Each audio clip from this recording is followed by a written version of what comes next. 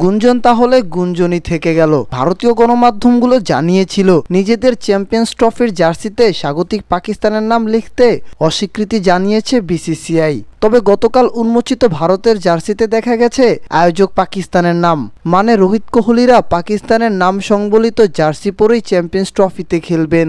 আয়োজক পাকিস্তান হলেও ভারত তাদের ম্যাচগুলো খেলবে সংযুক্ত আরব আমিরাতে। এরপরও নিয়ম অনুসারে জার্সিতে মূল আয়োজক পাকিস্তানের নাম রাখার কথা ভারতের। বৈশ্বিক টুর্নামেন্টগুলোয় এমনটাই হয়ে আসছে। সব দলের জার্সিতে টুর্নামেন্টের লোগোর নিচে স্বাগতিক দেশের নাম ও সাল লেখা থাকে। কোনো কারণে টুর্নামেন্ট অন্য কোনো দেশে সরে গেলেও আয়োজক দেশের নামটাই লেখা থাকে। 2021 টি-20 বিশ্বকাপ ভারত থেকে আরব আমিরাতে সরে গেলেও সব দল ভারত 2021 লেখা জার্সি পরেই খেলেছে। এবার ভারত আরব আমিরাতে ম্যাচ খেললেও আয়োজক তো পাকিস্তানি, তাই ভারতের জার্সিতে পাকিস্তানের নাম থাকা না থাকা নিয়ে আলোচনায় ক্ষুব্ধ হয়েছিল পাকিস্তান ক্রিকেট বোর্ড। তবে শেষ পর্যন্ত ভারতের জার্সিতে পাকিস্তানি থাকছে।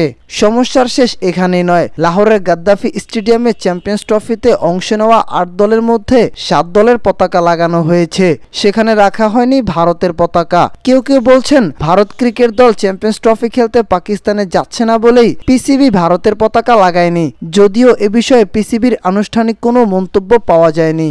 এর আগে ক্যাপ্টেন্স ডের অনুষ্ঠানে অধিনায়ক রোহিত শর্মাকেও পাকিস্তানে যেতে দেয়নি ভারত। শেষ পর্যন্ত এমন কোনো অনুষ্ঠানই হয়নি। সব মিলিয়ে এই দুই দেশের দ্বন্দ্বের প্রভাব ভালোভাবেই পড়েছে টুর্নামেন্টে, সামনেও পড়বে, কারণ চ্যাম্পিয়ন্স ট্রফি সহ পাকিস্তান ও ভারতের আয়োজিত সামনের 4টি আসর হাইব্রিড মডেলে আয়োজনের সিদ্ধান্ত হয়েছে। এবারের আসরে ভারত খেলবে গ্রুপ এতে, যেখানে 20 ফেব্রুয়ারি প্রথম প্রতিপক্ষ বাংলাদেশ। এই গ্রুপের অপর দুই দল নিউজিল্যান্ড ও পাকিস্তান। আগামীকাল করাচিতে এই দুই দলের ম্যাচ দিয়ে শুরু হবে চ্যাম্পিয়ন্স ট্রফির নবম আসর। ভারত পাকিস্তান ম্যাচ 23 ফেব্রুয়ারি দুবাইয়ে।